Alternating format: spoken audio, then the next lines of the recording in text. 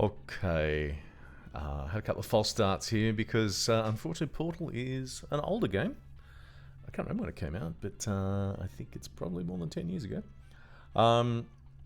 So we're just about to start. We'll have a look at the commentary here. I've said a few times now.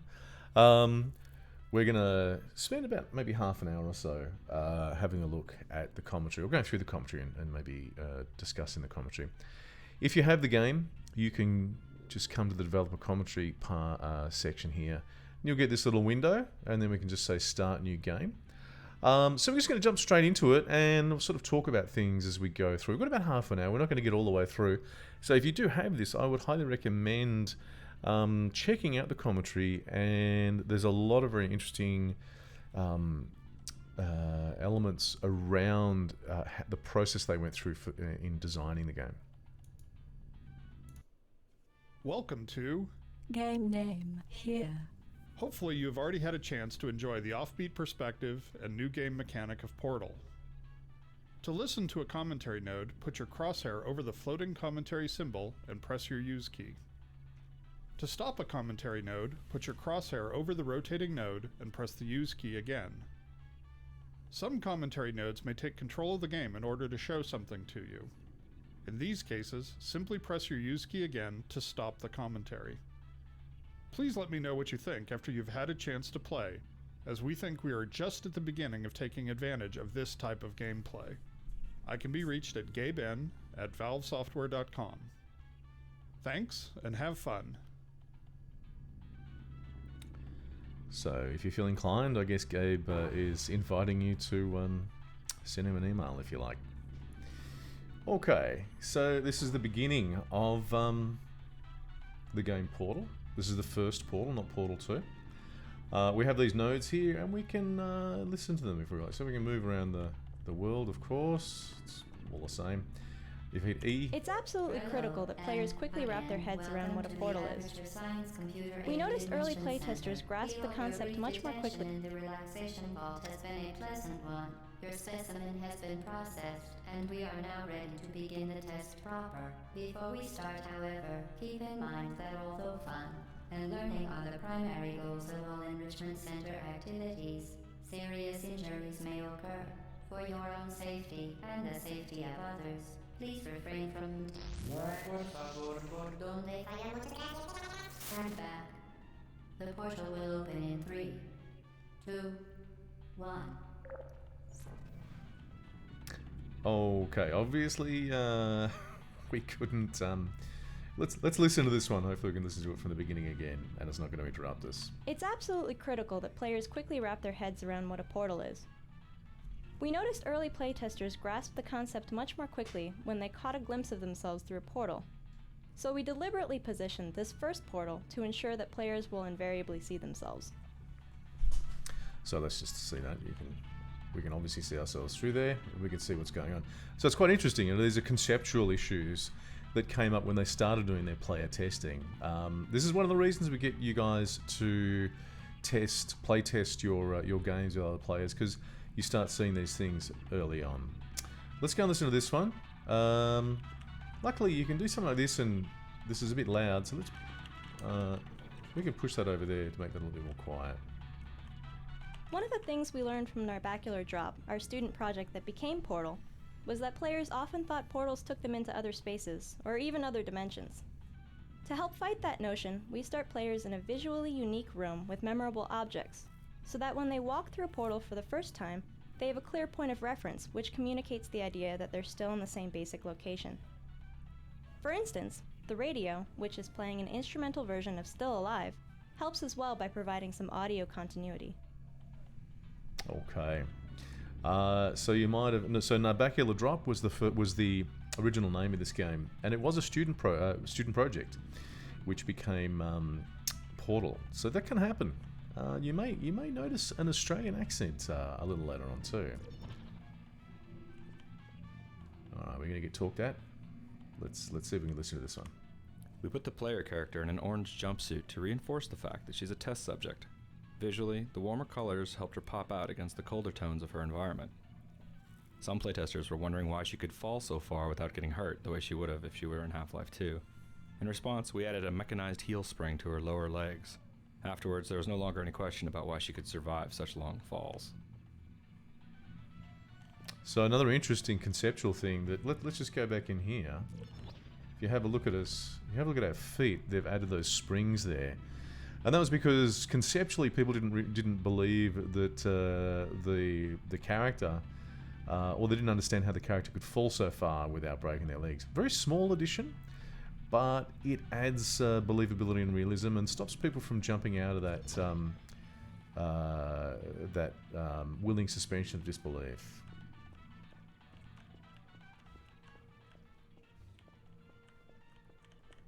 These frosted glass observation rooms make the player feel as if they're being watched at all times, while keeping the identity of these watchers a mystery.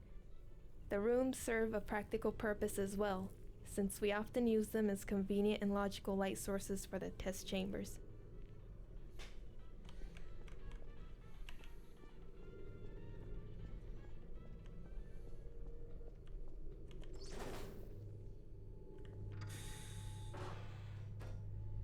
Okay, so Portal is effectively an extended player training exercise. We spend a huge portion of the game introducing a series of gameplay tools, then layering those tools into increasingly difficult puzzles. This layering starts here, where we train the button and box mechanic, before introducing the more complicated concept of portals. okay, as I mentioned, you may come across some Australian accents. There's a lot of Australians in the games industry overseas. Excellent. Please proceed into the chamber lock after completing each test. First, however, note the incandescent particle field across the exit. This Aperture Science material emancipation grill will vaporize any unauthorized equipment that passes through it. For instance, the Aperture Science weighted storage cube.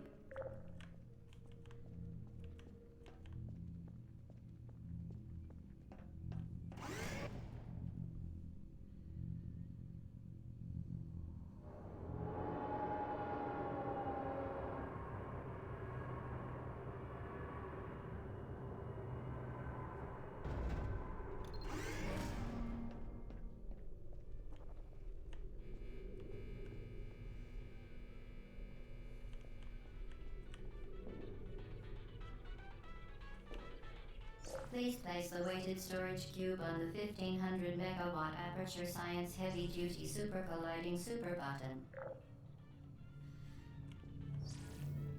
We wanted players to feel safe while standing in a portal, so we never kill them or destroy objects within a portal that's closing. Instead, we either push or teleport objects out of a portal as it closes.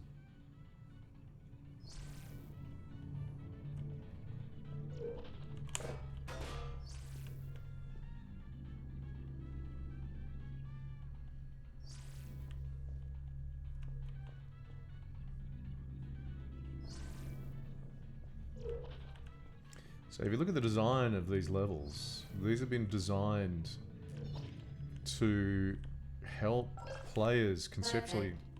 Please move quickly to the chamber lock, as the effects of prolonged exposure to the button are not part of this test.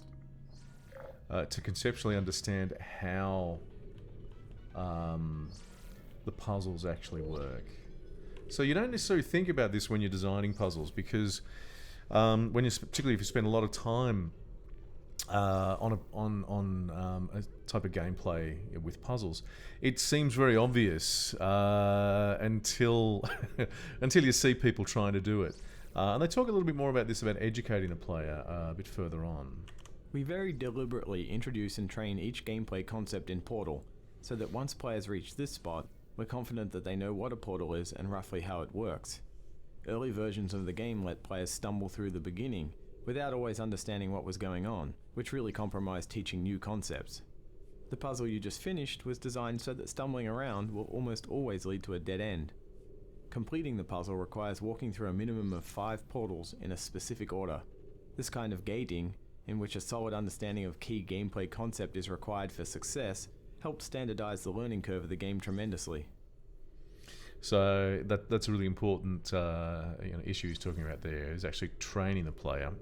Think of how many games you've played where you sort of have no idea what you're supposed to be doing at the beginning, and you kind of left to your own devices. That still works sometimes, but I think Valve, and particularly Portal, are pretty much masters of training players in how the gameplay is actually working.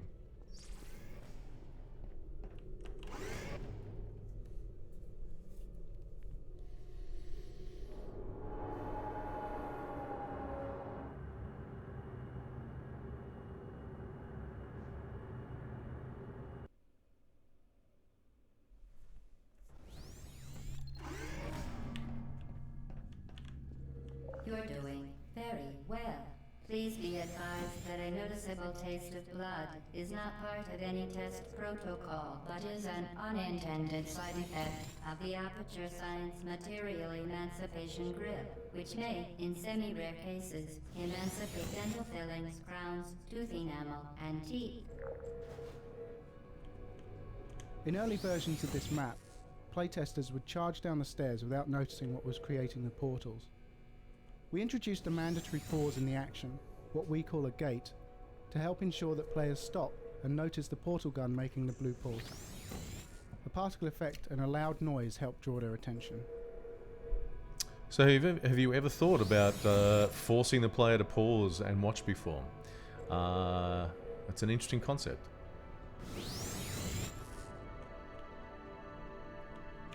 Oh. Made it through.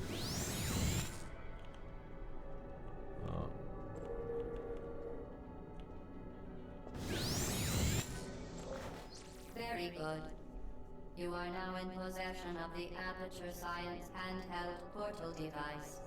With it, you can create your own portals. These intradimensional gates have proven to be completely safe. The device, however, has not. Do not touch the operational end of the device. Do not look directly at the operational end of the device. Do not submerge the device in liquid, even partially. Most importantly, under no circumstances should you...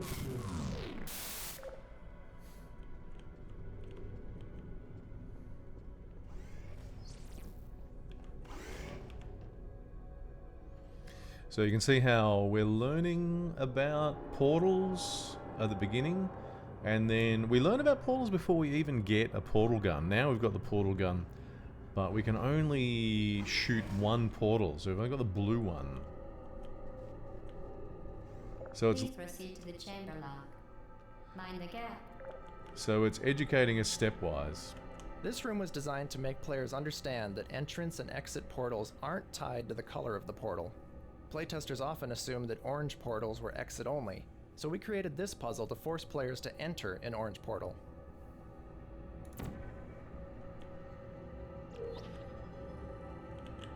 When rendering the player's view through a portal, we must render a separate image using a virtual camera which looks out of the opposite portal. To obtain a correct image and efficient rendering performance, we render only what is visible to the limited field of view of the opposite portal and exclude objects which lie between the virtual camera and the plane of the opposite portal.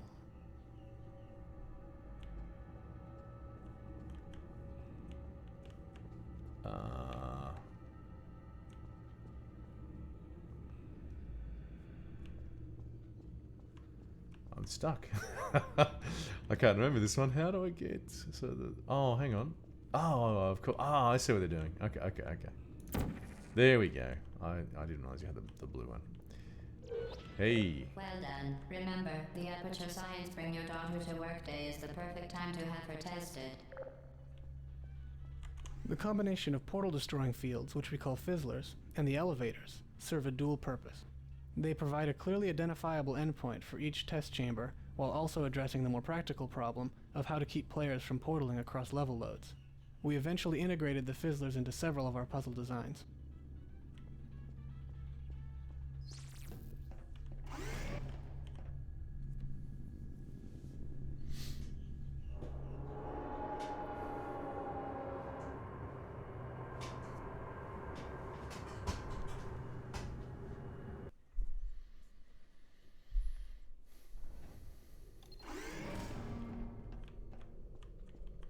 Welcome to Test Chamber 4. You're doing quite well. For training purposes, there's generally just one correct solution to these early puzzles. The original version of this room didn't have the glass barrier. Playtesters would often stand on the button to open the door and then shoot a blue portal through the opening, bypassing the box entirely. Since this puzzle was meant to illustrate the relationship between boxes and buttons, that solution, while clever, was a failure. So we added the glass barrier to prevent it.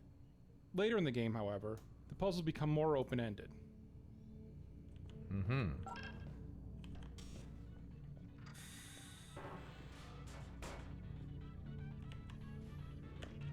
Integrating portals with Source Engine's physics system was a complex process that required several iterations to achieve the right balance of performance and correctness. Because portals can be placed virtually anywhere in the game's environment, the physics system had to be modified to allow dynamic changes to its representation of colliding geometry, such as the walls and floor around this box, and any objects which may lie on the opposite side of the portal. Initial implementations of this dynamic collision generation system could take up to 1/2 of 1 second, or 500 milliseconds, to compute the correct collision. This may not sound like a long time in everyday life, but this pause during the portal creation was quite noticeable in the context of a game.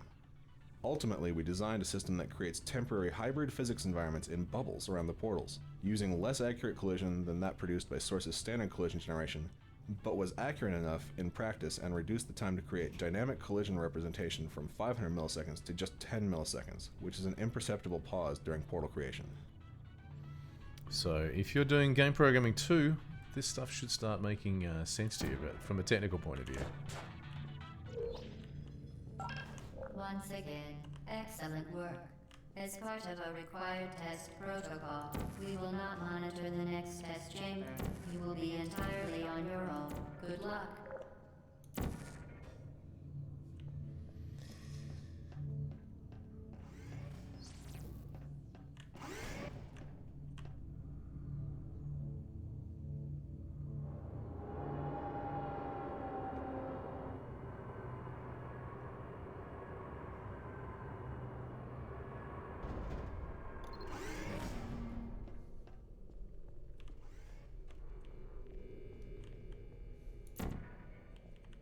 Oh, interesting.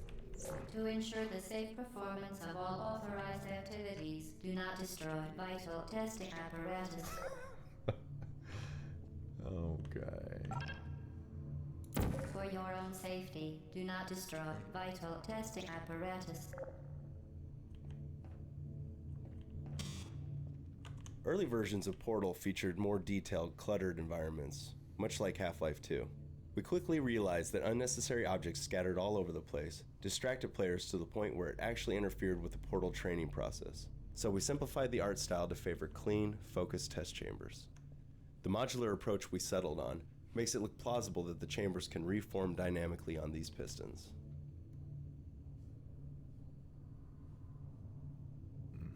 Okay, so we're gonna do this one.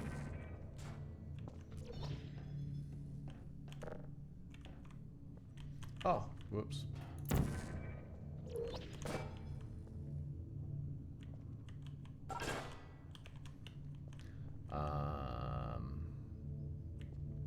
Okay.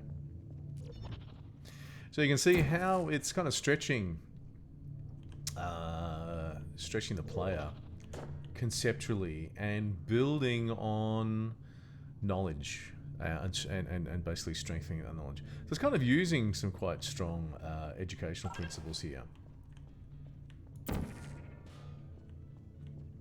As part of a required test protocol, our previous statement suggesting that we would not monitor this chamber was an outright fabrication.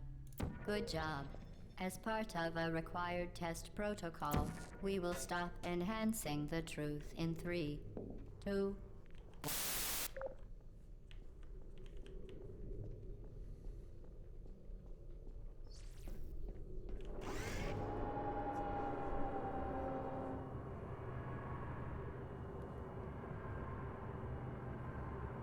So it's interesting to note that I'm actually beginning, although it's simple to begin with, I'm beginning to get a sense of achievement going through these now. It's been a long time since I played this.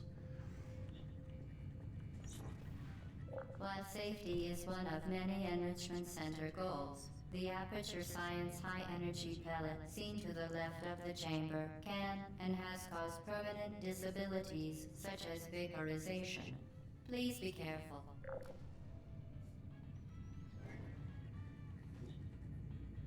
Ah, I see what we're doing.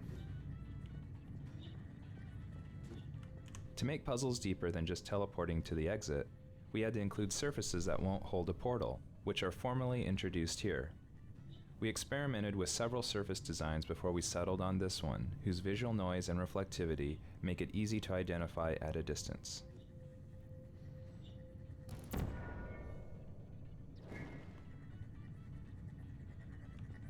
Unbelievable. You Subject name here. must be the pride of. Subject hometown here.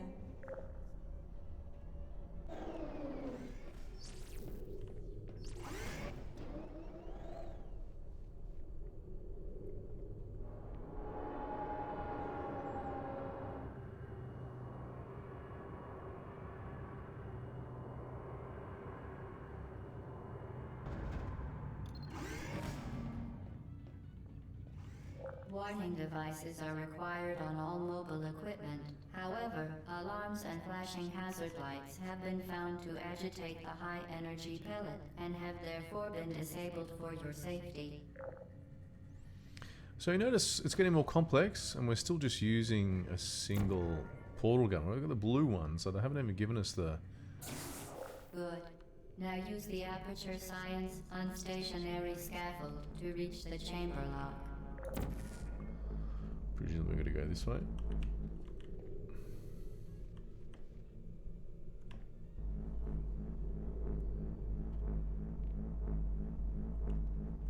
Originally, these scaffolds ran on electrified tracks, but crafty playtesters would hop along the rails to the exit, bypassing the puzzle entirely.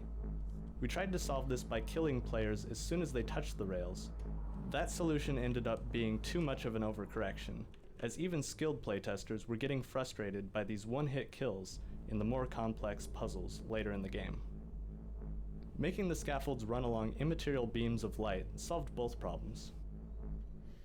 So what they do in this, in Portal really, is they hit the sort of exact sweet spot between difficulty and challenge. So as you were saying there, getting frustrated is not what you not what you're trying to do with a puzzle game. You want to get your players as kind of interested as possible, challenge them, but with something that they can reasonably achieve, particularly if they're applying knowledge that you're giving them. The last thing you really want is rage quit. That doesn't really help, and doesn't help the sales of your game.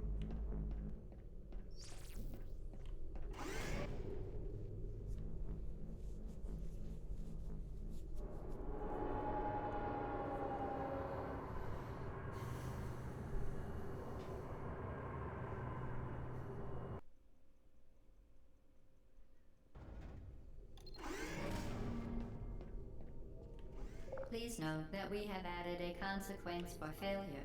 Any contact with the chamber floor will result in an unsatisfactory mark on your official testing record, followed by death. Good luck. Even though layering player training was a design goal from the start, we still ended up introducing some concepts too quickly. For instance, this used to be the first energy ball redirection puzzle. Playtesting revealed that this puzzle introduced too many new concepts at once, which ended up frustrating a lot of playtesters. In response, we inserted 2 test chambers before this one to make the energy ball redirection training more gradual. So you notice, this came from oh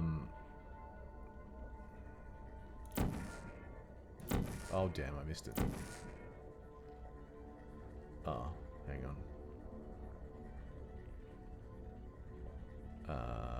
What have I done? I've screwed it up. That one. Hey, there we go.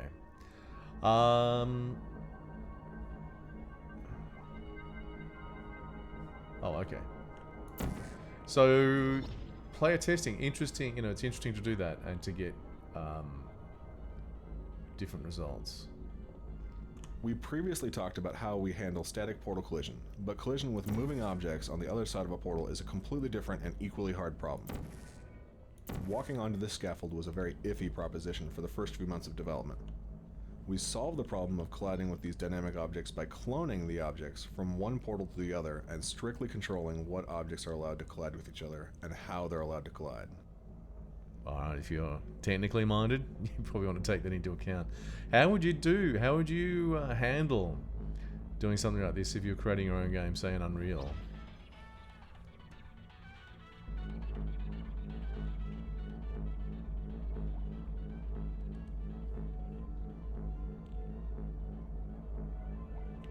Very impressive. Please note that any appearance of danger is merely a device to enhance your testing experience.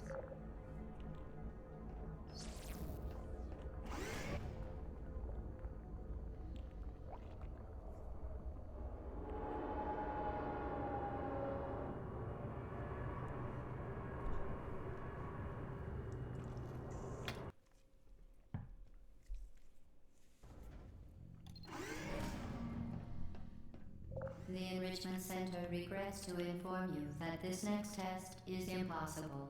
Make no attempt to solve it.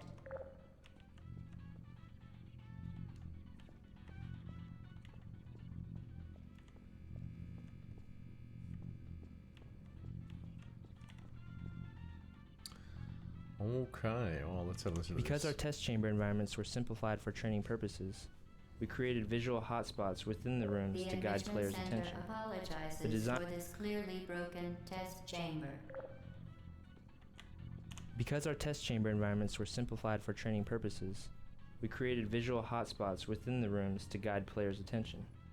The design is essentially a balance between round objects and sharp objects.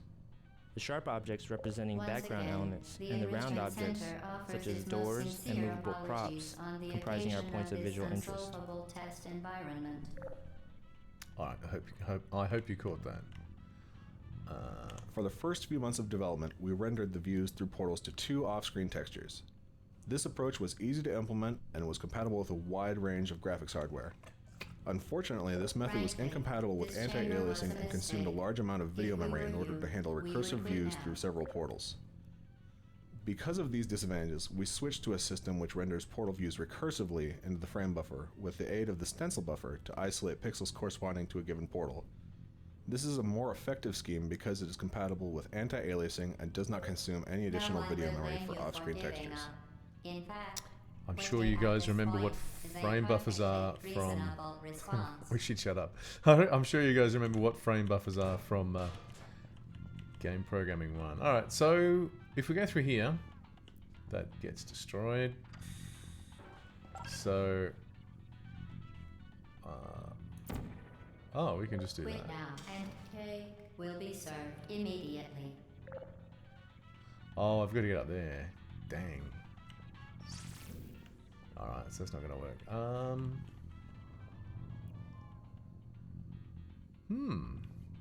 Oh, we fire through here.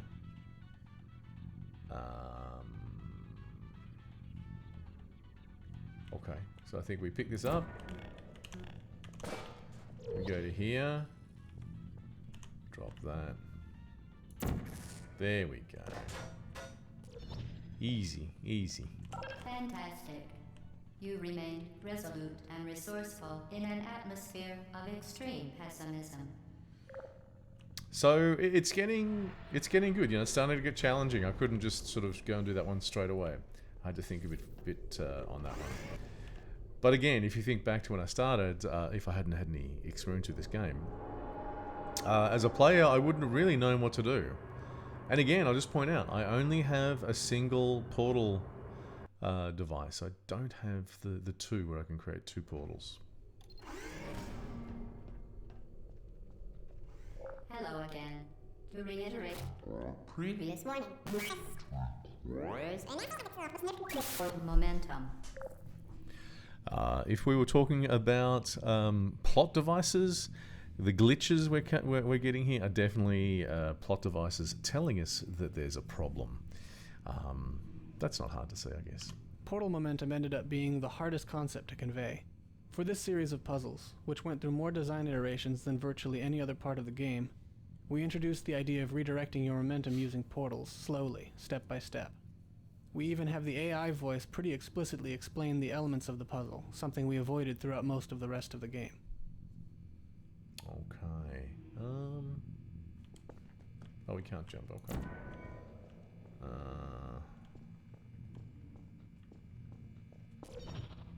Okay.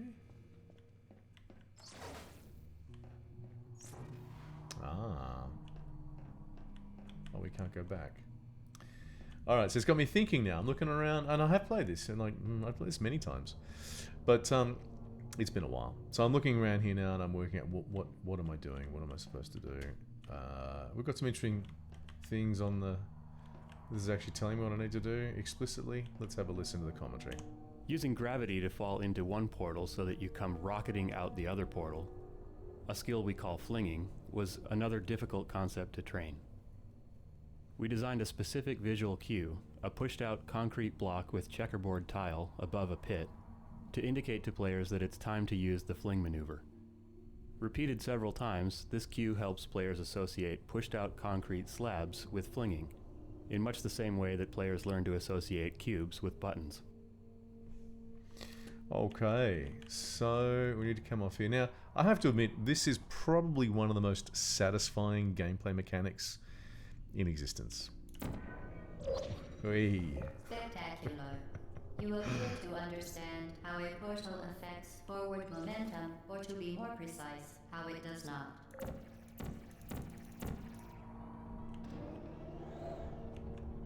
Alright, it's getting more complex.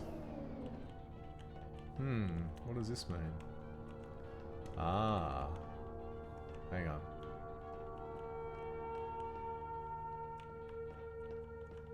Okay, let's see what we can do here. Oh. Originally, these exit portal surfaces were static geometry in the final position, but playtesters stubbornly refused to look up to find them. This is another example of the classic game design problem of coaxing players to look up. By putting the portals on moving pistons, we were able to start them in a position that players were more likely to see.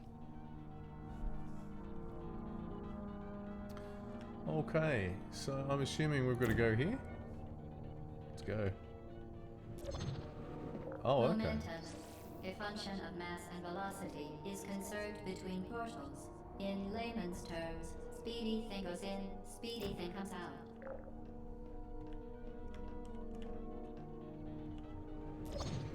Hey. Beautiful. Okay.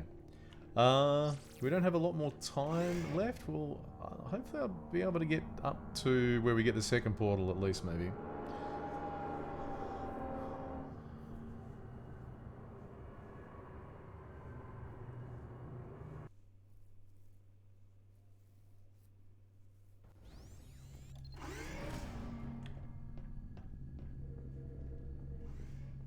The Enrichment Center promises to always provide a safe testing environment. In dangerous testing environments, the Enrichment Center promises to always provide useful advice. For instance, the floor here will kill you. Try to avoid it. Okay, so we've got a much more complex level here now. This will be our last level, and that's when we get the final portal gun. So let's go through this. We found that rather than looking into portals to see where it went, playtesters would often leap blindly to their doom. In response to this observation, the moral of this puzzle is look before you leap. The safe orange portal is out of the player's view from this balcony. That forces them to peer through a portal to see it, which trains players in their remote viewing capabilities of portals.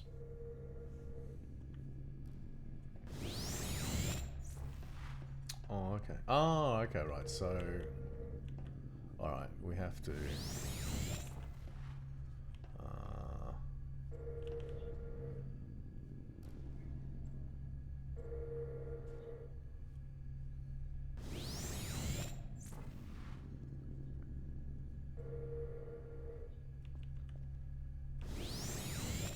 Okay.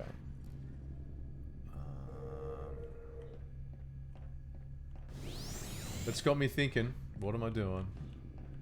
I can't quite remember.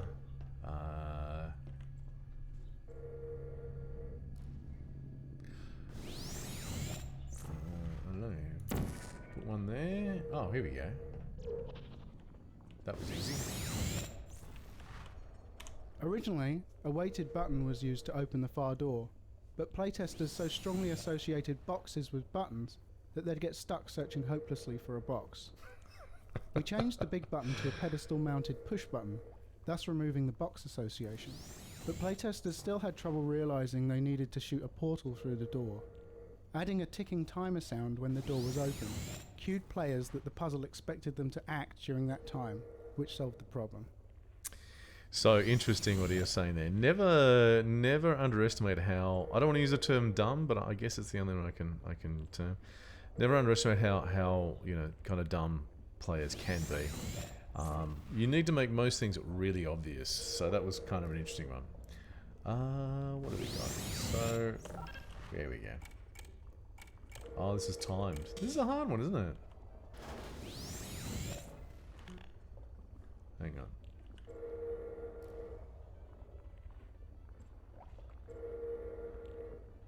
Come on.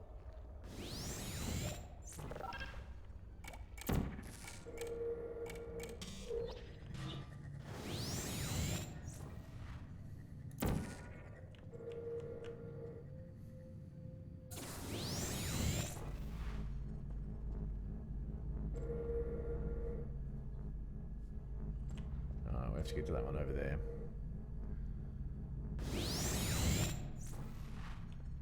Oh, no.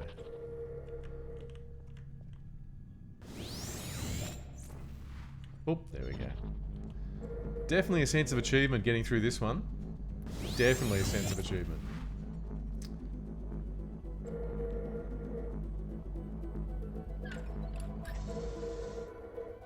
The device has been modified so that it can now manufacture 2 linked portals at once.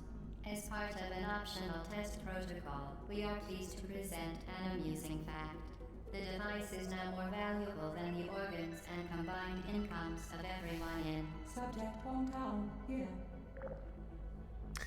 This room is designed to build anticipation for the big moment when players finally get the fully powered portal gun. The puzzle path brings you in a circle around the device, so that it's virtually always in sight, right up until you grab it.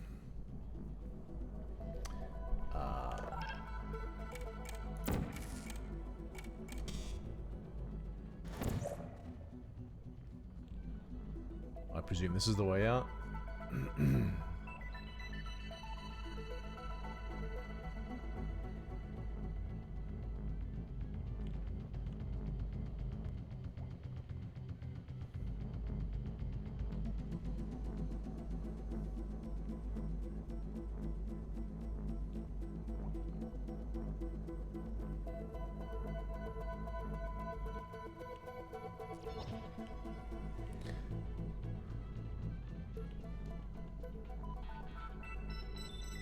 Okay. Alright. I would love to spend the rest of the day taking you guys through this. There's definitely more coming up here, and it's a great game. So I would highly recommend spending some time on this, particularly if you're doing a puzzle game. How do you go about training your players to actually get through your puzzles? And generally, I'd say as a design rule, it's one we actually talk about a little bit later. Sort of making sure your players always know where they're supposed to be going, what they're supposed to be doing is one of those rules. But I will put it to you that that's a rule that can sometimes be broken, particularly these days when you've got YouTube and you've got Let's Plays. I have played games which I can surprisingly say I've actually spent a lot of time. Well, the game itself didn't teach me how to play it, and I'm thinking particularly of games like Rust, 7 Days to Die, and basically doesn't teach you how to do any of this stuff. So, although this is a good rule to follow, sometimes you can break it, but you want to make sure you understand when you're breaking it, why you're breaking that rule, and if it's going to succeed. I think Rust, it was more an issue if they managed to get something which people wanted to play and would spend time going through YouTube videos to learn how to play, and they had a committed community. that could have backfired on them. So anyway, we'll leave it there, and we'll see you guys. Actually, hang on. Next week, I think this is for week 7. I think we've got a break coming up in the next couple of weeks, and then we'll be back in week 8. So catch you guys then.